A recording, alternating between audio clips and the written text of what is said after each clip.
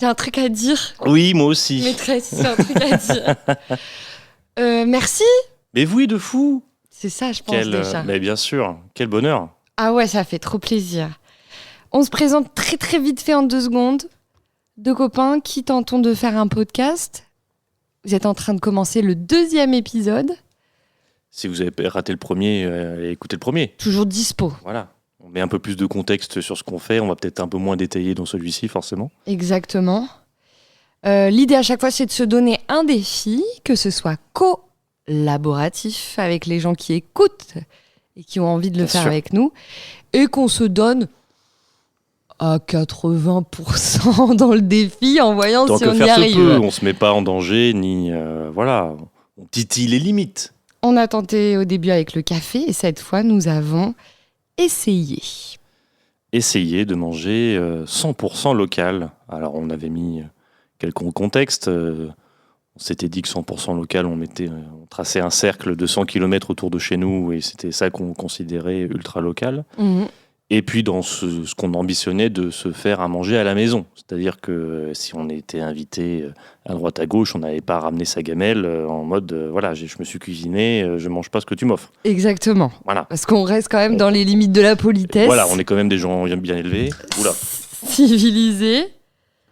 Donc, c'est quelque chose qui s'est présenté. Spoiler dans mon cas précis. Ah bah pareil. Donc forcément, je pense que par rapport à d'autres défis, et ça on y reviendra aussi, il y a des choses où on peut être jusqu'au boutiste et dire aux autres ou à l'environnement dans lequel on est, ça oui, ça non. Bah là, Ça, c'est typiquement, compliqué. c'est hyper compliqué. Bien Manger 100% local, ça implique tellement de choses avec notre emploi du temps, le prix, le budget, les gens qui nous entourent. Exactement. Vous avez le plan. Vous avez l'idée. Comment ça s'est passé ? Bah moi plutôt bien, dans le sens où j'avais déjà quelques habitudes d'aller dans une boutique de producteurs quand je pouvais, voilà. Donc bah, j'ai juste effectivement, comme tu disais, c'était l'emploi du temps qu'il fallait organiser en fonction de ça. C'est-à-dire que bah, là où j'y allais quand j'avais le temps et l'envie, bah, là j'ai dû m'organiser pour devoir y aller bah, régulièrement, quoi. Et vu que je suis pas tellement du genre à anticiper beaucoup mes courses, bah, je suis plutôt du genre à me dire soit j'ai une envie, et je me fais 1 ou 2 repas et après je retourne faire des courses, soit bah, je me laisse porter parce que je trouve dans le magasin. Mais ça me fait jamais une semaine de course, quoi. J'ai du mal à faire ça. Du coup, bah, j'ai dû m'organiser pour y aller 2, 3 fois dans la semaine pour que ça se passe bien, quoi. Donc, mais ça a plutôt été, voilà, on va sûrement y revenir, mais un peu déçu parfois par la qualité des produits et par rapport au prix, forcément. On se dit, bah, on s'attend à, vu voilà, c'est local, c'est 2, 3, 4 fois plus cher que dans le reste du commerce et on s'attend à du coup à ce que la qualité suive et sur certains produits c'était le cas, sur d'autres pas du tout. Donc bon, l'un dans l'autre, ça a été quand même. J'ai quand même pu très bien manger, cuisiner. Non, ça s'est plutôt bien passé. Mais du coup, c'était déjà plutôt dans tes habitudes. Je dirais pas jusqu'à une habitude, mais quand je pouvais le faire, je le faisais, ouais.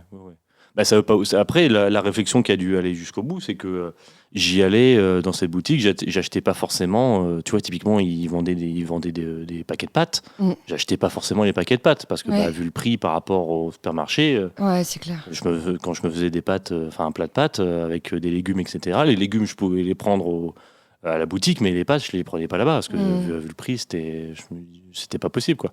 Sauf que bah, là, pour le coup, je me suis forcé, j'ai pris tout, pâtes, machin, légumes, viande, produits laitiers, jus de pomme, enfin voilà, on y allait à fond, quoi. Donc c'est là-dessus que ça a plutôt plongé. C'est sur les recettes où il y a forcément des produits que tu utilises au quotidien que là, tu vas pas trouver. Du coup, tu es obligé aussi de repenser un peu plus ton alimentation, de comment je vais faire mon plat, quoi. Ouais, c'est beaucoup d'anticipation, ça je suis assez d'accord. Et aussi, moi je me suis retrouvée quand même parfois devant le fait accompli face à des choses relativement simples. Là, en ce moment, précisément aujourd'hui, on est en période de méga canicule. Fait chaud. Fait chaud, chaud, chaud. Fait chaud. C'est à canicule en ce moment. Les petites tomates mozza, basilic, huile. Bah oui, hein. Déjà, t'as 2 ingrédients que tu peux pas prendre. C'est compliqué. Mozza, huile. Mm. Et j'étais là genre, allez, Alors, t'avais plus d'huile chez toi, tu devais en racheter? non. On s'était dit, ce qu'on a à la maison, on le jette pas. Ouais. Donc, Mais je me suis oui, dit c'est vrai que si t'es dans typiquement, l'optique de jusqu'au boutiste qu'on disait tout à l'heure, effectivement, ces produits-là, c'est plus compliqué. Ouais. colza, tournesol, on peut chez nous. Mm. Olive, Olive. on n'est pas dans le sud. Voilà. Peut-être bientôt, vu les chaleurs qu'on se tape en ce Ouais, moment. c'est clair, hein. On On peut a faire poser l'endroit un le olivier. plus chaud de l'Europe, là, tout de suite, donc quand même. Mais non, moi, j'ai plutôt kiffé. J'ai trouvé que effectivement, je pensais que ça serait le prix qui serait ma plus grande contrainte. Ouais. Eh bien, c'est le temps. Ah ouais. Contrairement au bon gros Carrefour qui est ouvert de 7h à 22h, Ah, c'est ça. la petite boutique de producteurs, premier élément, le marché, deuxième élément, ça a été vraiment deux choses où... mais ça, faut le faire rentrer dans une semaine. Quand c'est ouvert entre c'est- 9h et 19h, c'est ça. c'est pas... Et c'est là où je pense que, je sais plus comment ça s'appelle, mais le fait d'anticiper toutes ces recettes et de faire une seule grosse course pour toute ta semaine, là rentre en compte, effectivement. Mais par contre, le problème, c'est que quand tu fais tes plats, tu anticipes tes recettes, au Carrefour, effectivement, tu vas trouver tous les ingrédients que tu veux. Là, effectivement, quand tu fais le marché ou que tu vas dans ces boutiques-là, tu es tributaire de ce que tu vas trouver. Ouais. Donc, faut soit s'arranger sur le moment, soit savoir déjà ce qu'il y a sur place et du coup anticiper tes recettes en fonction de ça. Donc oui, ça demande quand même une organisation très, très différente. Ouais. Ah ouais, ça c'est sûr. Mais non, c'était agréable et surtout que, petit élément de contexte, nous on est dans une région où, comme tu le disais, comme tu le décrivais, franchement, il y a tout quoi. Il y a tout. Alors oui, on n'aura pas des mangues, mais ça on n'en aura nulle part en France. Mais c'est ça. Mais fruits, légumes, viande, produits laitiers, pinards. Ah bah oui. Ça, on peut y aller à foison dans notre Ah bah région. ça, c'est... De l'entrée au dessert, c'est pas un problème ici. Oui, il y a moyen de trouver quelque chose. Après, moi, ça m'a posé la question en fait de pourquoi Pourquoi vraiment le local plutôt que le français? Pourquoi le local plutôt que le bio? Tu vois, ça m'a fait repenser en fait à tout ça. Et à cette phrase qui est hyper importante de manger à côté de chez vous parce que vous allez vraiment rémunérer un producteur et tout ça. Mais comme tu le dis, moi, il y a des trucs que j'ai pas trouvé forcément foufou dans la qualité. C'est ça. Mais en même temps, tu te dis que la qualité est certes... parce que je pense qu'on a un biais cognitif aussi là-dessus. C'est parce qu'on se dit que c'est local, parce qu'on se dit que c'est bio, machin, tout de suite, dans notre tête, ça va avoir une... Ça sent la cuisine de grand-mère, bonne. Ça va être ultra bon, ça va rien avoir par rapport à ce qu'on trouve en supermarché. Alors, parfois c'est le cas. Typiquement, moi, j'ai trouvé ça vraiment flagrant sur les légumes, par exemple. Ouais. Mais par contre, typiquement, moi, là où ça a été assez flagrant, c'est sur le jambon blanc. J'ai pris des tranches de jambon blanc qui est d'un producteur qui est pas loin, pour le coup. Je l'ai pas trouvé extraordinaire, quoi. De là à dire qu'il était pire que celui du supermarché, on va pas aller jusque-là, mais il était assez quelconque. Mais par contre, le prix était pas quelconque. Voilà, c'est ça. Mais par contre, là où je me dis que je préfère quand même aller vers ce genre de produit-là, parce que effectivement, je sais que le mec qui l'a produit, il va être mieux rémunéré, ou du moins, c'est l'impression que j'en ai. Après, je n'ai pas fouillé vraiment le fonctionnement de ce genre de boutique, de savoir comment ça fonctionne. Mais a priori, ça reste mieux que moins d'intermédiaires, plus le producteur va avoir une grosse part, donc ça paraît assez logique. Et puis après, le coût environnemental. Je me dis qu'au moins, ce cochon, il a pas été trimballé dans 3 camions pour être allé se faire abattre en Bulgarie et revenir après derrière. Donc, c'est un quick rapide. Voilà, c'est ça. Je me dis que... Travail bien fait, toi, c'est ce que tu veux. Non, mais ça limite aussi forcément la pollution, tout ça. Enfin, voilà, c'est toute une chaîne que tu emmagasines. Et puis, ce truc-là de consommer moins mais mieux, potentiellement aussi. Donc, l'un dans l'autre, je me dis que faut aussi se détacher de cet aspect de je veux absolument que ce soit gustativement 1000 fois meilleur que ce que je trouve habituellement au supermarché. Parce que c'est pas ça qui va faire boucher les choses, quoi. C'est que du jambon, ça reste du jambon. T'en as du bon, t'en as du moins bon, mais ça reste du jambon. Donc bon. Là-dessus, j'ai réussi à m'en détacher. Je me dis, il y a d'autres arguments qui font que c'est pas juste le goût qui va me faire choisir, quoi. Moi, je suis d'accord. C'est vraiment la marge que tu donnes aux producteurs qui a été importante aussi dans cet achat-là. Parce que aujourd'hui, je vais peut-être me faire shamer la gueule, mais tu vas dans un grand Super U, un grand Leclerc, tu trouves un rayon produits locaux. Oui. Tu le trouves. Oui. Par contre, effectivement, qu'est-ce qui va vraiment dans la poche du producteur ? Quelle est la marge pour Michel-Édouard Leclerc ? C'est ça. En fait, elle est super importante pour le coût de fonctionnement du magasin, l'approvisionnement, toutes les personnes qui y travaillent. Et le produit en lui-même est très peu de ce que tu payes dans ce magasin-là. Donc, quand j'ai commencé à voir, non, mais ça marche très bien aussi à Super U, je me suis dit, bah ouais, mais ma cocotte, là, on rejoint cette idée de c'est pas les alternatives viables, c'est mieux. Oui. Mais c'est. Disons que c'est le moins pire. Ouais. C'est effectivement, si tu es dans cette démarche-là mais que t'as pas de boutique de producteur, typiquement, nous, on a cette chance-là d'avoir quand même pas mal de choses dans ce coin-là, mais comme tu dis, ton emploi du temps est tellement fixe et que t'as aucune marge de manœuvre que tu es obligé d'aller au supermarché du coin, oui, effectivement, ça peut être te dire, de temps en temps, mais je sais pas, mes tranches de jambon, je vais mettre un peu plus cher une fois de temps en temps pour aller essayer justement d'aller choper le truc un peu plus local. Mais même si effectivement ça reste de la grande distribution.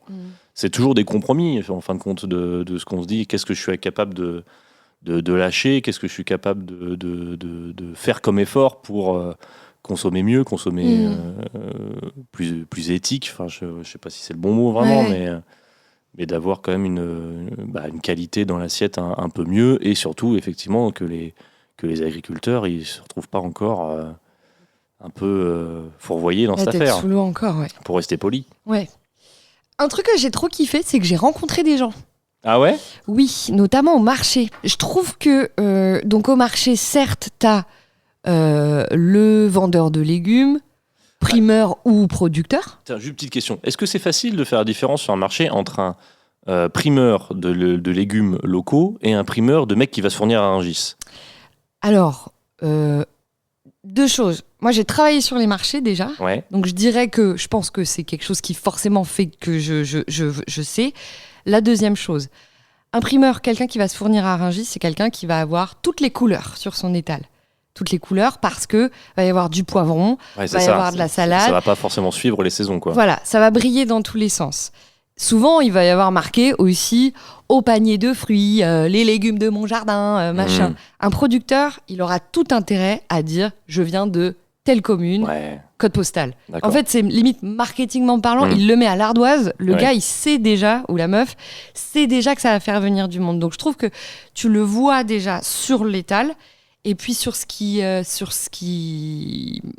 est marqué, en fait, tu vois, sur le truc. Après, ça dépend aussi de tel ou tel quartier. Moi, j'habite à côté d'un quartier qui est relativement populaire. J'aime pas trop ce mot-là. J'ai pas trouvé particulièrement de producteurs sur celui-là. Ouais. Par contre, je faisais 10 minutes dans l'autre sens, où c'est un quartier un peu plus bobo. Il n'y a que de ça. Là, donc, forcément. C'est aussi le marché, ça ne sera jamais garant de trouver des trucs à côté de chez soi. Puis ça montre bien aussi forcément le type de public que ça attire et le pouvoir d'achat qu'il faut quand même pour pouvoir se permettre d'avoir ces produits-là aussi, effectivement. Là, dans ce que tu dis des marchés, ça a l'air assez représentatif. Ah oui, ça l'est. Et du coup, moi j'ai kiffé parce que au-delà de la question du grand stand, en fait, t'as des gens qui vendent juste une chose des fois. Notamment des champignons. Génial. Et un monsieur vend que ses champignons. Un monsieur qui vend que ses fromages de chèvre. Car rien d'autre. Ah oui, d'accord. Et du coup, tu y vas une fois. Bon, c'est aussi être un bon commerçant. Mais si tu dis, dernière fois, j'ai bien pris ça. En fait, t'entretiens un truc genre, oui, c'était bien, nana, comment vous le cuisinez. Enfin, voilà. et ça, sans faire la comédie... moi je trouve que ça fait trop du bien en fait ça donne un plus, de repenser ce moment-là c'est juste l'enfer d'aller faire des courses dans la vie. Là c'est un méga plaisir. Quoi qu'en ce moment l'enfer a quand même la clim. Non mais je suis à deux doigts d'aller à l'église. Crois-moi bien que les supermarchés, les cinémas, les caves, faites ce que vous voulez de moi. C'est ça. Prenez mon corps, je suis à vous. Exactement. Mais oui, pour revenir sur les marchés, et puis effectivement, ça dans ce truc où on se disait que c'était important aussi de comprendre qu'il y a des gens qui bossent derrière, d'avoir les personnes qui les produisent en face de nous, tout de suite, ça met beaucoup plus de contexte sur le produit. Ouais. Forcément, tu vas peut-être, si t'entames un peu la discussion, quoi que t'es pas obligé, si t'as juste envie d'acheter ton truc, tu peux juste acheter ton truc et merci, au revoir. Mais pour le peu que t'entames un peu la discussion, tout de suite, tu vas avoir, surtout que c'est des gens en général passionnés qui ont envie de vendre leurs produits, quoi. Donc, c'est ça. tu vas avoir du contexte de comment c'est fabriqué, c'est quoi les difficultés, où est-ce qu'ils sont placés, enfin voilà, Ouais. de tout un contexte sur le produit. Et du coup, quand ça finit dans l'assiette, tu te dis, c'est un peu plus, je sais pas quel mot utiliser, je sais pas si sympathique est le mot quand même, mais c'est un peu plus... En tout cas, c'est un peu plus compréhensible. c'est un pour peu plus toi. concret, quoi. Concret, C'est exactement. que juste t'acheter tes pommes au milieu de 200 pommes dans le carrefour, C'est quoi. ça. Parce que là, de toute façon, tu le vois que la personne, elle est là depuis 5 heures du sbar, que son emplacement doit lui coûter une énorme blinde dans ses coûts fixes et dans son énergie fixe qu'elle doit donner. Ça me dérange moins de donner un peu plus. Mais du coup, venons-en à ce truc-là, malgré tout le prix. Ouais. En vrai, de vrai, on peut pas, je trouve aujourd'hui, personne ne le fait à ce point-là, mais on peut pas dire il faut faire ça, il faut consommer local. Moi, je suis toute seule, j'ai pas de gosse, j'habite en ville. Ça m'a un peu tiré sur la corde quand même. Bah oui. J'imagine avec des gens, avec non, mais des... c'est ça, quand t'as des une famille à enfants, nourrir, mais mais ça- le budget explose, quoi. C'est clair. Parce que là, pour le coup, c'est vraiment exponentiel. C'est Et exponentiel. effectivement, toi et moi, on vit tout seul là récemment. Enfin, c'est faisable quand tu es tout seul, parce que forcément, tu fais des petites portions, potentiellement, tu fais des plats que tu peux décupler sur plusieurs repas, etc.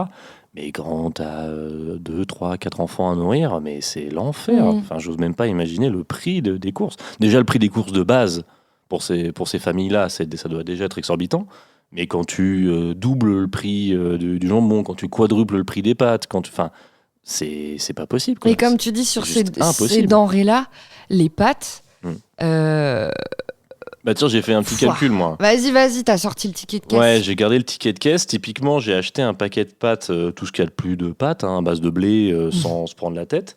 500 grammes, 4,50 €. Oh la vache! Là où on prend une grande marque italienne au packaging bleu, c'est 97 centimes. Et elles sont bonnes, celles-là.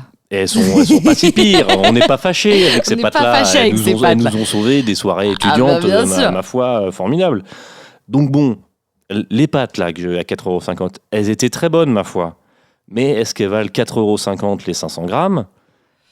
Je pense que oui, parce qu'effectivement, la production fait que. Mais si on compare à ce qu'on trouve en supermarché, c'est raide, quoi. Moi, c'est ça où je me dis, je pense que le sec, typiquement, je suis pas prête à passer outre l'argument du prix. Je pense que ça restera le truc principal. Si un jour t'étends à la France, même le riz de Camargue ou des choses comme ça, moi je peux pas me permettre de payer plusieurs euros. C'est sûr. Les fruits, les légumes, la viande, j'ai trouvé que c'était ok. Sur certaines pièces de viande, ça peut être un peu plus cher de temps en temps, mais oui, dans fruits et légumes, pour le coup, là, c'est vraiment kiff-kiff. Ouais. Ou alors ça se joue à 5 centimes. Voire même, moi j'ai trouvé qu'à certains moments c'était moins cher. Ok. Sur les pommes, t'en parlais tout à l'heure, sur des trucs, sur les patates, sur les oignons, des choses qu'on produit bien, et en plus massivement se mange. Si t'avais entendu qu'on produisait trop de patates. Et oui, on sait plus comment faire. Voilà, donc je pense que là, tu te vois avec ton paquet de 5 kilos à 5 euros, t'es là, genre, yes, on y va, les salades, j'ai trouvé que c'était pas trop cher, les choses comme ça. La crème fraîche. 4,50 € la crème fraîche. Le pot de combien ? Parce que si c'est le pot de 50 grammes ou de 500 grammes. Le ch'tio. Je m'en souviens. Oui. Vraiment, j'étais là, c'est pour faire des pâtes carbo. Genre, c'était pas pour me faire vraiment la recette. Carbonara. Ouais, là, c'était vraiment du grand chef Cinque Stelle. Avec ses... D'ailleurs, on met pas de crème. Absolument pas. Au plat boum. Shame on you. Mais bon, ça a été un peu dur. Mais ouais, fruits et légumes, c'est bon. Moi, c'est acté. Okay. Allez, on n'achètera plus à autre chose. On essaiera en tout cas. Mais moi, je me suis dit, tu vois, ce paquet de pâtes torsadées 4,50 € là, je me dis, quand c'est juste pour faire des coquillettes au jambon, je vais pas sortir ce paquet-là. Mais quand j'ai le temps et que j'ai envie de me faire un plat un peu plus élaboré avec des pâtes, enfin des produits vraiment qualitatifs, bah, je vais essayer d'avoir tous les ingrédients qualitatifs sur ce plat-là. Donc ça va être une fois de temps en temps, mais ça peut être justement l'alternative de se dire, bah, quand on a envie de se faire plaisir, qu'on sait un minimum cuisiner, et ben ça pourrait être bien d'avoir ces produits-là, et ça restera moins cher qu'aller faire un restaurant, par exemple. Ouais. Alors forcément, tu n'auras pas toute l'ambiance qui va avec, mais si tu as le temps et tu as les compétences pour un minimum cuisiner et te lancer, bah là, après, juste faire cuire ces pâtes-là, c'est pas compliqué. Mais effectivement, si c'est juste pour mettre du fromage râpé par-dessus, ça vaut pas le coup, quoi. Fromage râpé qu'on trouve pas ici. Non, pas tant. Pas trouvé des mentales, moi. Pas tant. Ça me manque un peu, hein, quand même. Bon, bah, très bien. Je pense que... Est-ce que tu veux qu'on écoute, du coup, Lison ? Carrément.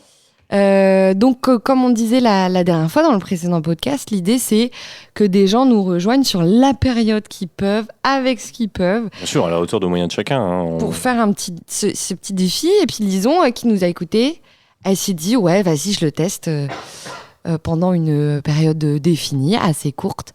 Donc, elle nous a envoyé un vocal, elle nous a expliqué comment ça s'est passé pour elle. Donc moi, j'ai fait une semaine de ce défi 100% local. Une semaine bien moins que 21 jours, ce que vous avez essayé de faire. Parce que du coup, j'ai commencé au moment de la diffusion de votre premier épisode. Et qui m'a bien motivée. Donc je me suis lancée avec vous. Mais du coup, voilà, ça ne fait qu'une semaine. Et pourtant, je n'ai pas réussi. Je suis partie avec beaucoup de bonnes intentions parce que j'étais très optimiste. J'ai déjà l'habitude d'acheter et de consommer local, donc je me suis dit ça va le faire. Voilà, en gros, j'ai l'habitude d'aller au marché, donc ça va pas trop changer de mes habitudes. Enfin voilà, je me la pétais un peu, quoi, en quelque sorte. Et en fait, c'était beaucoup plus difficile que ce à quoi je m'attendais, surtout pour les aliments autres que fruits et légumes, quoi. En gros, on va dire acheter des pâtes locales, acheter du beurre local, acheter de l'huile locale. C'est une organisation, c'est compliqué. Et je pense que vous allez en parler aussi, mais financièrement, c'est un petit délire aussi. Et j'avoue que je me suis fait plaisir parce que du coup, je me suis dit, ah, vas-y, c'est l'excuse, on va dire, vous avez été mon excuse pendant une semaine pour me faire plaisir à acheter des trucs bons, parce que quand même, il faut le dire, par exemple, moi j'ai acheté des yaourts locaux, du fromage blanc local, etc. Je me suis régalée, c'est des produits qui sont bien meilleurs. J'ai acheté du jambon sur un marché chez le charcutier, quoi. Rien à voir avec le jambon du supermarché. Donc je me suis régalée, mais en même temps, mon portefeuille aussi en a pris un coup. Et je suis pas sûre de pouvoir continuer à tenir le défi 20 jours, ça ira. Enfin voilà, c'est pas le problème, mais de manière vraiment le faire tous les jours, ça me semble être un peu trop pour mon budget. Ou alors il faudra que je fasse le sacrifice sur certaines choses ou certaines habitudes de mon alimentation.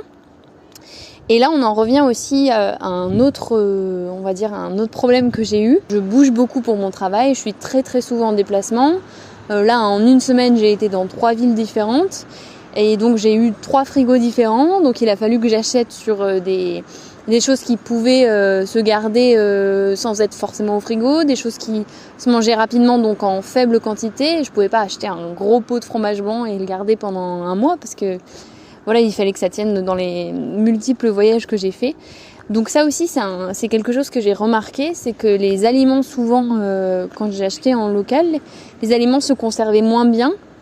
Et du coup, pour moi, c'était aussi moins pratique. Voilà, il y avait ce côté vraiment pratique du supermarché et des aliments bourrés de conservateurs. Hein, donc je sais bien que c'est pas bon, mais j'ai pris conscience à quel point, finalement, je suis plus habituée aux aliments sans conservateur parce que du coup, ça se conserve vraiment pas bien, les aliments locaux que j'ai pu acheter.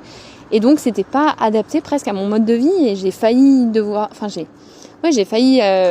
jeter des choses, etc. Donc, c'est vraiment presque à l'inverse de ce que je voulais faire de ce défi. Et puis, j'ai craqué. En fait, je me suis même pas rendu compte. C'est hier. Ouais, c'est ça. En gros, je devais dormir à l'hôtel et ensuite pour le travail être dans un autre travail le lendemain. Donc, j'avais pas du tout prévu ce que j'allais manger et j'allais arriver tard dans la ville vers 22h. Et donc il fallait que j'ai un petit déj pour le lendemain matin, quoi. Et donc je me dis, je vais passer vite fait dans un petit supermarché, on ne citera pas de nom, mais dans une petite enseigne urbaine, quoi. Et je vais juste prendre du chocolat et des brioches pour le lendemain matin. Et c'est en sortant du supermarché que je me suis dit, mais ça, c'est pas du tout local, disons. Et en même temps, il était 20h, j'allais prendre le train, j'allais arriver à 22h dans une ville, une moyenne ville, quoi, on va dire, ou même une grande ville, mais à 22h, 23h, va trouver un petit commerce local qui peut te fournir ce genre d'alimentation. Donc voilà, j'ai pas réussi, même pour une semaine, même en ayant toute la bonne volonté du monde, je pense que c'est vraiment difficile et que en fait on a perdu cette habitude-là. Et alors soit on a des habitudes de consommation qui font qu'on en demande trop, je pense, peut-être qu'on a une alimentation beaucoup plus variée, beaucoup plus exigeante que ce qu'avait peut-être, je pense à ma grand-mère, aux générations précédentes. Soit notre mode de vie notre mode de vie ne tourne plus autour de se nourrir. On vit, on travaille, on produit, on fait plein de choses. Et puis on doit se nourrir, mais on se nourrit un peu avec ce qu'il y a autour de nous. On réfléchit pas forcément avant à comment on va se nourrir, etc. Et en fait, c'est presque de la charge mentale, je trouve, que d'anticiper tout ça et de réfléchir à tout ça. Donc bon, ça m'a appris plein de choses. En tout cas, c'était bien chouette. Particulièrement le truc sur les conservateurs, là, ça m'a permis de me rendre compte à quel point les aliments qu'on achète dans les supermarchés, par exemple, sont avec beaucoup de conservateurs à l'intérieur. Mais je vais prendre le bon et je suis pas sûre de continuer le défi, quoi. Mais je continuerai les autres, promis. Allez, ciao. Enfin, on l'invitera plus. Non, si c'est pour niquer le défi au bout de 3 jours, ça sert à rien, franchement. Non, merci. Ici, c'est 100% ou rien, quoi. Alors, génial. Elle dit plein de choses, mais ce que j'ai retenu... c'est que tout est bon dans le jambon. Comme quoi, elle a réussi à trouver du bon jambon local. Bon, faudra qu'on discute de où est-ce qu'elle l'a trouvé. Mais je vais refaire mon gauchiste de base, quoi. Mais ce qu'elle dit sur la fin est très intéressant, c'est qu'effectivement, la société, notamment urbaine, a fait en sorte qu'on perde cette habitude de se préoccuper de ce qu'on mange et pour vraiment optimiser notre temps et aller au plus simple, quoi, en fait. Donc, va acheter ce que tu trouves dans le supermarché ultra transformé, prends pas le temps. Parce qu'il y a même plusieurs étapes dans ce truc-là. Il y a le truc de prendre des aliments ultra transformés, même des plats tout faits. Il y a l'étape de va au supermarché, mais tu t'achètes quand même de quoi te faire à manger. Mais du coup, la qualité est pas top et du coup, on sait où va la marge. Et puis, il y a l'étape du coup de ce qu'on a essayé de faire, de faire que du produit locaux en allant soit directement au producteur, soit dans des lieux un peu plus éthiques. Mais là, effectivement, ça demande une organisation qui, on le voit dans ce que dit Louison, dans certains travails, n'est juste pas tenable. Ouais, en fait. C'est clair. Donc, c'est toute une pensée, effectivement, de ce qu'elle dit par rapport à ce que les générations d'avant ont pu vivre, déjà qui étaient beaucoup plus rurales, où il y avait beaucoup moins de monde en ville. C'était aussi une manière d'organiser sa vie, effectivement. Mais t'imagines la dinguerie que ça devait être pour eux d'aller, pour les premiers, dans les années, je sais pas, 40, 50, 60, ne serait-ce que dans une épicerie, je pense que ça commence comme ça au début, puis après supermarché. Enfin, on n'en a même pas parlé du potager. En fait, juste déjà clair. De base, avant, c'était même pas. T'attendais que t'avais un producteur qui te le fasse à ta place. Tu pouvais faire des choses chez toi déjà. Bien sûr, et puis tu avais beaucoup d'entraide. Tu avais le voisin qui était producteur de lait, tu pouvais lui acheter du lait. Tu as le voisin qui avait des arbres fruitiers, tu pouvais avoir des fruits. Enfin, je pense que tu avais toute une vie sociale et une vie de village qui s'organisait autour de ces produits-là aussi. Et où tout le monde se retrouvait finalement au marché sur la place du village.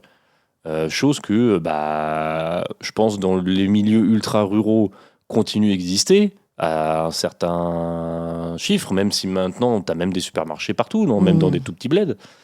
Mais du coup, c'est vrai que dans le monde urbain, ça a complètement disparu, ce truc-là. Donc c'est des manières d'organiser nos sociétés qui ont complètement changé. Alors, après là, c'est l'œuf ou la poule. Est-ce que la société nous a poussé à s'organiser comme ça, ou c'est parce qu'on s'est organisé comme ça que la société Continue, perdure là-dedans. Voilà, c'est ça, c'est un peu le fou la poule, quoi. Mais ouais, non, c'est hyper intéressant de se rendre compte de tout ça. Et puis là, je trouve qu'on est vraiment dans le but premier de notre aventure de podcast, de se rendre compte, en fait, c'est des trucs du quotidien où on et se que là, rend... ce sera pas que la volonté. C'est ça. Et puis, mais on ne se rend même plus compte, quoi. C'est venu, si je veux manger, ma solution, c'est d'aller au supermarché. Et c'est vrai que du coup, ça remet pas mal de choses en question, quoi. Tout à fait. Voilà. Je regarde avec des gros yeux. Parce qu'en fait, c'est peut-être moins rigolo que d'autres sujets. Mais tant mieux. Moi, je trouve ça bien aussi. Après, c'est pas... c'est pas alarmiste non plus. Hein, oui, non, mais c'est ça.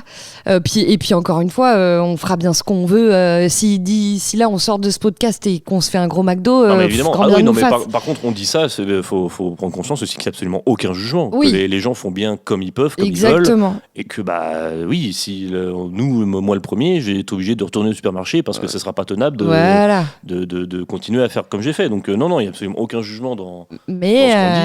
Mais il faut se rendre compte aussi des réalités, quoi. Ça fait pas gaulerie. C'est vrai que le constat fait pas gaulerie. Et de le faire comme on pensait qu'il y aurait particulièrement la notion d'argent, tu te rends compte qu'il n'y a vraiment pas que celle-là. Il y a celle du temps, il y a celle de comment on s'organise autour de ça pour manger et non pas seulement se nourrir et se dire ça c'est fait et je remangerai la fois d'après. Non, c'est censé être un joli moment quand même tout ça. Donc, Mais je reviens sur un truc, ce que disait Lison dans son message qu'elle nous a envoyé. C'est que sur la conservation des aliments, c'est qu'effectivement, forcément, il y a beaucoup moins de conservateurs, etc. C'est beaucoup plus compliqué. Et figurez-vous que mes gros darons ont investi, et j'ai trouvé ça formidable, dans une machine à mettre sous vide. Et j'ai trouvé ça extraordinaire. Qu'est-ce que c'est que ça ? En fait, tu vois, quand tu achètes des trucs sous vide, c'est dans des sachets plastiques où on a retiré l'air. Oui. Et mes gros darons ont acheté ça. C'est-à-dire que... c'est comme les trucs des valises pour faire moins de place ? C'est le même principe, ouais. Ok. Exactement. Et typiquement, quand ils ont fini un repas et qu'il en reste, plutôt que de mettre dans un tupperware et puis de l'oublier au fond du frigo et de se dire 2-3 jours plus tard, merde, on l'a oublié, c'est pourri. Et ils mettent sous vide. Et du coup, ça se conserve beaucoup plus longtemps. D'accord. Et du coup, ça peut être la solution aussi, effectivement, de te dire, si je veux acheter, je sais pas, un peu de viande de qualitatif, et que je sais que ça va pas être mangé tout de suite, que je projette de le manger dans plusieurs jours, voire semaines, ça peut être une solution, de le mettre sous vide et de le ressortir plus tard. Et il y a même moi-même la boutique où je suis allé me fournir propose ce service-là aussi. Tu peux commander certaines pièces et dire vous me le mettez sous vide pour que je puisse le manger plus tard, quoi. Ok, très bien. Donc, c'est pas une réponse à tout, mais ça peut être une alternative. Mais comme elle le dit, si c'est pour finir par gâcher. Non, oui, ça en fait, on a surtout vu les prix, quoi. Voilà, c'est clair. Non, je mangerais tout le blanc de ce jambon, je m'en fous. Oui, c'est sûr. Ok, bonne chose. Moi, j'ai un petit tip qui n'a rien à voir aussi. Si vous voulez pas gâcher, vous savez, les fonds de lait de coco, par exemple, ou de petits pots en crème. Enfin, c'est pas des pots, du coup, c'est des briquettes. Briques, voilà. Ouais. Et vous les mettez dans des trucs à glaçons. Ah, oui, d'accord. Tu le mets dans tes trucs à glaçons au congélo. Et comme ça, si jamais tes trucs coco, tu peux les mettre dans un petit smoothie, un petit truc comme ça. Très bien. Ou alors après, dans ta préparation, c'est pas grave, ça va fondre. Et pareil pour ta crème. Ah bah oui. Ça, jamais gâché. Oh, qu'est-ce que c'est intelligent. Voilà, c'est tout. C'est très bien. Très, très bien. Bon, on est un peu mitigé, mais moi, je suis trop contente de l'avoir fait. Ouais, non, c'était important. C'était très important pour nous. Et puis, comme on le disait au podcast d'avant, je pense qu'on a bien fait de le faire maintenant. Oui. Plutôt qu'au mois de décembre où on n'aurait mangé que des topinambours. Force à vous, les topinambours. Mais des choux de Bruxelles. Ça aurait été un peu plus... Voilà, on aurait moins rigolé. Voilà. Sportif. Donc, je suis content de l'avoir fait maintenant. Voilà, c'est sûr. Maintenant, on passe à autre chose et on va chercher des bananes, des litchis. Ramenez-moi de la pastèque. S'il vous plaît. Par pitié. Non, mais c'était un chouette défi et on saura quoi en retirer pour la suite. Ouais. Est-ce que tu veux qu'on se donne dès maintenant d'autres idées de défis ou est-ce que tu veux faire les recommandations culturelles ? Est-ce que si on donne le défi maintenant, les gens vont zapper les recommandations ? Genre, ils vont dire... Ah c'est ça le défi, les recos, je m'en fiche, je me casse. Ah, toi, tu crois que nos auditeurs ont déjà des habitudes Mais bien d'écoute? sûr, mais vu le nombre qu'ils sont maintenant, Arrête, parce que ils moi, sont je me suis exigeants. imaginé une salle polyvalente avec, je sais pas, du coup, 90 personnes. En plus que ça, la dernière fois que j'ai regardé, on était à 120. Ça peut paraître ridicule au vu des milliards Ah de non, mais vues. on ne s'y attendait pas. Mais moi, je suis trop contente. Hein. Merci à nos amis parce que vraiment, vous avez fait des vues. C'est clair. Mais Merci papa, merci ça maman. fait plaisir. On est à 120. Là, au moment où je regarde, on est à 120. Franchement, pour 2 Anonymous, Bah, franchement, c'est plutôt chouette. on peut être fiers de nous. Ah, C'est sur clair. une seule plateforme. Exactement. D'ailleurs, Viens, on se fait des bisous. Restez connectés d'ailleurs pour ceux qui n'aiment pas la plateforme rouge. On va essayer de poster ailleurs sur d'autres canaux. Genre, Et c'est, genre le D. Genre voilà, vos plateformes de streaming préférées, j'ai envie de vous dire. Voilà. J'essaye de cook ça incessamment sous peu. Je promets rien, mais Tu sais, quand j'ai commencé à parler du podcast, j'ai eu toutes les plateformes possibles. Est-ce que c'est sur Apple Podcast? ah ouais. Est-ce que c'est sur Deezer? C'est sur Spotify, SoundCloud? Comme quoi tout le Tout. monde a. T'es là ses- genre, waouh! Les habitudes. Hein. Moi, je pensais que YouTube, ça serait le plus universel, mais en fait, il y a la pub. Bah oui, il y a la pub et puis tu peux pas.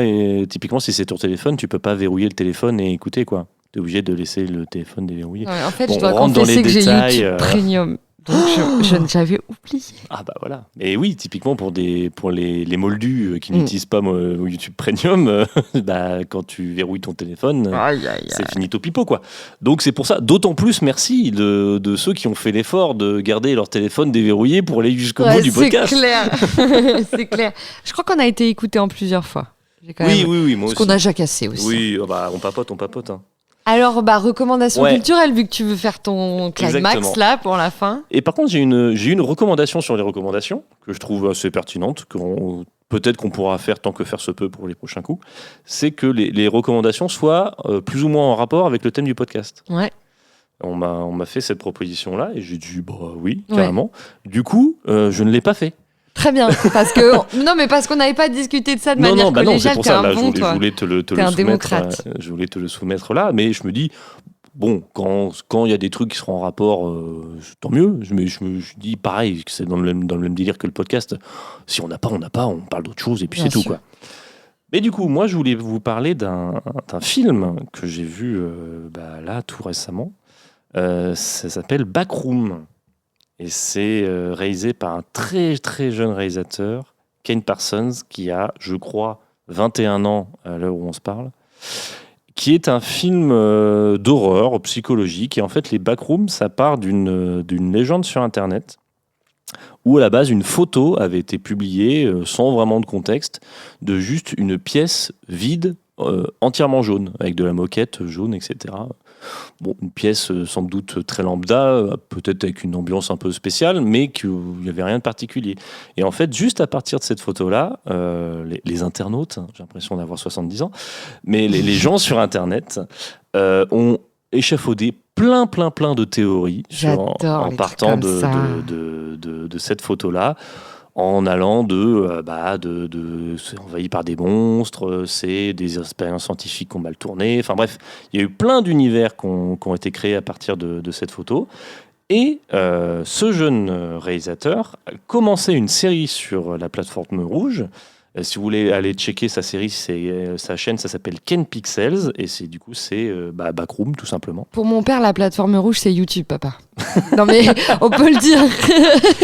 C'est vrai qu'on a dit Carrefour et autres, Oui, autant dire YouTube, oui, effectivement. On n'est pas en partenariat, ce que je Non, sache. mais j'ai cru comprendre que de dire YouTube sur d'autres plateformes, les autres plateformes n'aimaient pas spécialement. Ils pouvaient le détecter. Détendez-vous, ils sont bien susceptibles. Hein. Mais bon, bref. Ok. C'est vrai que je me suis pris pour quelqu'un que je n'étais pas. Non, mais... On est très content Pardon, d'avoir un million je t'ai d'écoutes, coupé. mais on n'a pas 3 millions d'abonnés. Je vais me calmer. Donc oui, sur YouTube. Sois fier de toi. Mais voilà, mais oui, tout à fait. Sa chaîne s'appelle Ken Pixels et du coup il a commencé à faire une série basée sur les backrooms entièrement en animation, c'est-à-dire qu'il a tout fait lui-même. Il avait 16 ans à l'époque quand il a commencé ce truc-là, et ça a cartonné. Et c'est un peu le principe des found footage, un peu si vous vous rappelez de Projet X, je crois, qui est sur on trouve une caméra et on regarde l'image qui a été filmée par cette caméra. Ou babysitting. Babysitting, pour nous rappeler les magnifiques comédies françaises. Mais babysitting est un exemple de found footage, effectivement. Putain, je suis la seule personne qui aime bien la bande à Fifi. Vous aimez tous Alain Chabat, voilà. Grand bien lui fasse. Force à lui. Je ne suis pas le public. On va dire ça comme ça. Je ne suis pas la cible. Voilà, exactement. Mais du coup, il a fait toute une série reprenant ce truc-là, où c'est plusieurs personnes qui explorent les backrooms et il se passe plus ou moins des choses pas folles. D'accord. Et bref, il a été repéré par A24, la société de production relativement indépendante et qui fait des trucs plutôt qualitatifs en général, et qui lui ont proposé de faire un long métrage basé sur cet univers-là et qui vient de sortir. Et du coup, j'ai été mater ça parce que voilà, je suis un grand fan de cet univers et un grand fan de ce qu'a pu faire Kane personne sur sa chaîne. Et j'ai été estomaqué à quel point il a totalement compris ce qu'était cet univers, qui se l'est vraiment approprié et que et même les recours d'horreur qu'il peut utiliser fonctionnent très très bien. Enfin, c'est hyper chouette. C'est avec l'acteur dont j'ai mangé le nom, mais qui a... Je vois Marc Duplass, Renate Rensve et Chivetel et Geoffort. Mais en tout cas, le personnage principal et l'acteur principal, et l'acteur qui joue dans 12 ans comme un esclave, ou je crois que c'est ça le nom. 12 Years a Slave. Voilà, 12 Years a Slave. Ok. Je crois. Mais du coup, donc voilà, de l'acting très très bon, de la réalisation très très bonne. Un film très très bien. Donc évidemment, c'est pas pour tous les publics. Si vous aimez pas tellement l'horreur ni les trucs un peu psychologiques, ça va pas vous plaire. Mais moi, j'ai kiffé parce que voilà, j'ai vraiment retrouvé cette ambiance d'exploration des backrooms. On comprend pas ce qui se passe. On passe du monde réel au monde des backrooms. Enfin bref, j'ai trouvé ça absolument parfait dans ce qu'il a fait et dans l'esprit de ce qu'il nous avait déjà proposé sur YouTube. Parce que j'avais un peu cette peur-là qu'on peut avoir de temps en temps quand des trucs très indépendants passent sur des grosses productions qui perdent un peu l'essence de ce qu'ils pouvaient faire à la base. Mais là, c'est totalement respecté. J'ai kiffé. C'est un peu des déclarations d'amour un peu à Internet, non ? Des trucs comme ça, à la communauté, à des choses comme ça. En tout cas, c'est vraiment de dire ce que vous faites sur Internet, c'est sérieux. Ouais. C'est pas de la sous-culture. C'est pas vous êtes pas moins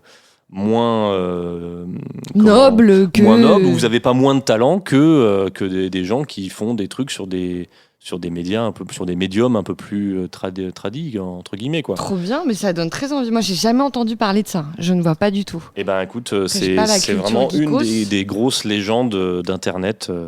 Les backrooms, une vidéo de Feldup d'ailleurs, un youtubeur français. Très connu, a fait une longue vidéo sur les backrooms justement qui explique le principe. Donc ça peut être une porte d'entrée. Mais tu m'ouvres une porte. Et ben voilà. Comme ce résumé sur Allociné. Oh. Une étrange porte apparaît dans le sous-sol d'un magasin de meubles. Voilà. Chérie, on y va. Exactement. Genre vraiment, c'est... Chérie, fais tes valises, on rentre à Melun. C'est ça. Ça, c'est de la bonne comédie, ça. Moi, je l'aime, Franck Dubosc. Prions pour que Franck Dubosc soit jamais cancel, s'il vous plaît. Bon, s'il y a des sketchs un peu ardos, mais moi, je l'aime trop. Ah, c'était dans son époque, on va dire. Ok, vas-y, trop bien. Et toi, tu nous proposes quoi ? Alors, je sais plus si je t'en avais déjà parlé. En fait, c'est pas quelque chose de nouveau. Du coup, est-ce qu'on doit parler aussi de recommandations culturelles Okay. Ça n'a pas besoin d'être nouveau. Hein. Ok, parfait. Quand j'en parle à des gens, soit ils me disent non mais trop connu, genre tout le monde connaît ça, soit ils me disent merci, c'est une lumière sur le monde. D'accord. Ça s'appelle Radio avec 6 O. D'accord. Le but de ce site, c'est une carte des 190 pays du monde. Et moi, je pense que dans mes applis les plus utilisées, il y a chess.com, Google Maps et Radio. Mais quel plaisir, c'est trop bien. C'est vraiment une carte où vous allez découvrir tous les pays du monde qui vous permettent de remonter des années 1900 à aujourd'hui, année par année, et de découvrir un titre qui passait à la radio dans ce pays-là, dans cette année-là. Donc vous pouvez mettre 1947, Iran, slow. Donc là, vous allez trouver un truc... Si je mets 1939 Allemagne. Il y a moyen que tu tombes sur une chorale. Ça peut devenir... Et qui vont vanter les valeurs de quelqu'un en particulier. alors, ça, c'est vrai. Est-ce Mais en fait, d'ailleurs, pourrait faire ça, le test, en vrai. c'est une bonne question. C'est que vu qu'aussi, il y avait quand même pas mal d'empires Oula. jusqu'en 1990, je crois qu'ils mettent quand même le pays en lui-même. Si tu parles, je sais pas, de l'Arménie qui faisait partie de l'URSS, tu vas quand même trouver l'Arménie. Et non, franchement, moi, j'adore. Je fais partie de cette grande communauté des digueurs et des digueuses. Je passe ma vie comme ça sur que ça s'appelle de creuser, de quoi. creuseurs de zik à longueur de temps.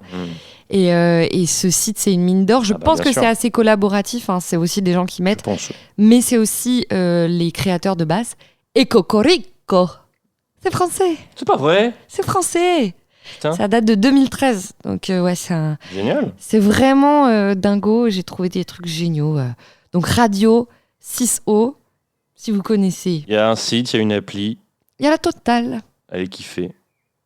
Et Qu'est-ce puis, qu'on bah, fait après maintenant? puis j'allais dire, si vous tombez sur une pépite en fouillant sur ce site, n'hésitez pas à nous l'envoyer. Ah ouais, c'est clair. Qu'est-ce qu'on fait maintenant? Alors, avant ce magnifique temps qui nous offrait 40 degrés à l'ombre, Mhm. j'avais supputé par message de se faire une séance de sport, d'activité physique par jour. Sachant que, donc Je te sens que tu es en train de te dérouiller. Non, Coco. je remets du contexte. Je me dis que, effectivement, ça peut être une bonne idée, mais que nous sommes toujours en alerte rouge, qu'on ne sait pas tellement combien de temps ça va durer. Donc, est-ce qu'on se dit que On a déjà eu des étés chauds. c'est bon, mettez un t-shirt et ouvrez la clim, hein, c'est bon, ouvrez la fenêtre. C'est bon. Et commencez pas à nous emmerder. Non, mais plus sérieusement, est-ce que c'est pas un peu bête Oui. de se lancer là-dedans? Après, à tout moment, dans 3 jours, c'est fini, et ça devient plus respirable, et on se dit, bon, bah, 3 jours, et Mais dans 3 jours, on attaque, quoi. Oui, mais oui, ça peut. Mais je trouve que ça perd le côté vraiment test Ouais. cool. Parce que le but, c'est de voir si on le tiendrait dans notre vie. Si là, on se rajoute direct la contrainte la plus chiante pour faire du sport, à savoir La chaleur. la chaleur, C'est bah, vrai. c'est pas drôle en fait. Non, c'est vrai, t'as raison. Moi, il y a un truc que je pense qui peut être cool si t'as envie. Ouais. Alors, ça va être ambitieux. Apprendre les bases, les rudiments d'une langue. Ok, pourquoi pas. Je fais un beau voyage dans quelques semaines, Ouais. lié à un pays qui m'est très cher. C'est une langue très difficile, mais C'est vrai que si je crois deviner de quelle langue tu parles, mais du coup, tu vas pas dans la simplicité, là, ah avec non, cette mais moi langue-là. ce sera bonjour, je m'appelle Levé. D'accord. Si déjà j'arrive à ça et du coup de quelle manière je Bah, m'y mets. du coup, pour que ce soit un peu équitable, je vais pas partir. Ce serait bien que je parte sur un truc difficulté équivalente, non? Bah Que oui je et parte non. pas sur de Parce l'italien que- ou de l'espagnol. Bah pourquoi pas? Parce que Au toi, Laquetal, quoi. toi t'aimes bien l'italien. Oui. Donc pourquoi on s'en fout en fait. Le but c'est pas de dire j'ai mieux réussi que toi dans ma langue. Non, mais Blablabla. il y a un côté aussi soutien, support, de me dire. Non, mais moi, je pense que ce qui peut être. Déjà, je pars pas de zéro. Choukran, comme on dit. Je crains beaucoup. Choukran beaucoup. J'ai un petit contexte qui fait que j'ai du monde qui m'en bien parle sûr, autour bien de sûr, moi. bien sûr. Et bah non, mais moi, l'idée, c'est de me buter et d'aller dans le pays et d'être là, genre, allez maintenant. Je peux aligner une phrase Franchement, et être comprise. Quoi. Moi, pas fâché si tu fais un truc langue latine. Ok, bon, bah, faut que j'y réfléchisse. Mais pourquoi pas. Est-ce que tu avais un autre défi, en fait? Sinon. Non, ça me va très bien. J'avoue que jusqu'à hier, je pensais que le sport, ce serait faisable. Et en fait, non. Ouais. Donc, bah, pour la prochaine fois, peut-être. Et puis, sinon, on trouvera d'autres choses d'ici là. Ok. Alors on part sur ça, collaboratif avec vous.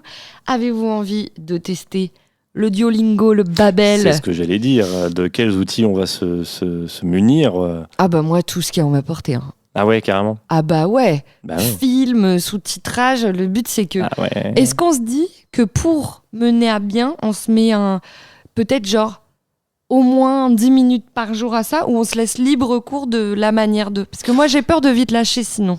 Tu vois, il faut que je me mette des leçons, quoi. Ouais. Bonne question. Bah oui, non, faudrait qu'on y passe un temps quotidien, ça c'est sûr.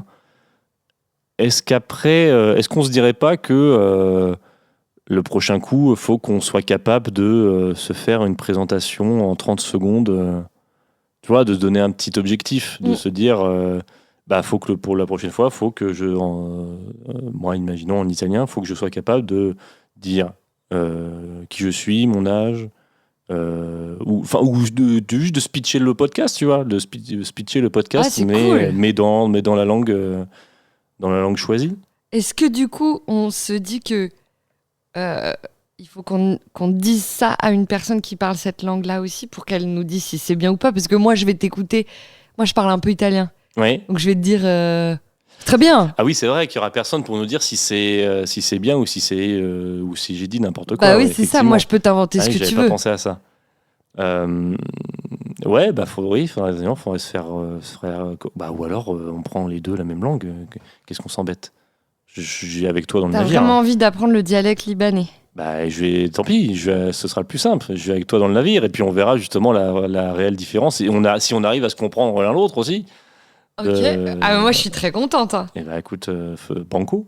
Mais alors là, tu vas. Je m'embarque dans un navire. Justement, on va voir les limites de ce truc-là. Bon, du coup, on sait les personnes qu'on peut ramener autour de ce podcast pour nous dire si c'est bien ou pas. Exactement. C'est qu'on a des connaissances. On connaît des connaissances qui parlent cette langue-là. Ok. Faisons comme ça. Oui. Et du coup, à préciser que les autres gens, c'est pas obligé que ce soit le Libanais. Hein. Ils peuvent partir sur autre chose. S'ils ont envie de faire un défi avec nous. Oui, non, mais bien pas sûr. Tous sur les Libanais. Si vous voulez y aller, tant mieux pour vous. Si même vous avez envie de vous perfectionner en anglais, en fait, l'idée, c'est juste réentraîner notre cerveau. Voilà, de se redonner du temps pour réapprendre des trucs. Et là, en l'occurrence, une langue. Ah, c'est bon, je suis contente d'être partie du défi local. C'est bon, là, on repart sur des trucs funky, là. Allez. Bon, des bisous. Hein. Bisous, à la semaine prochaine. Bon courage avec la chaleur. Attention à vous. Prenez soin de vous.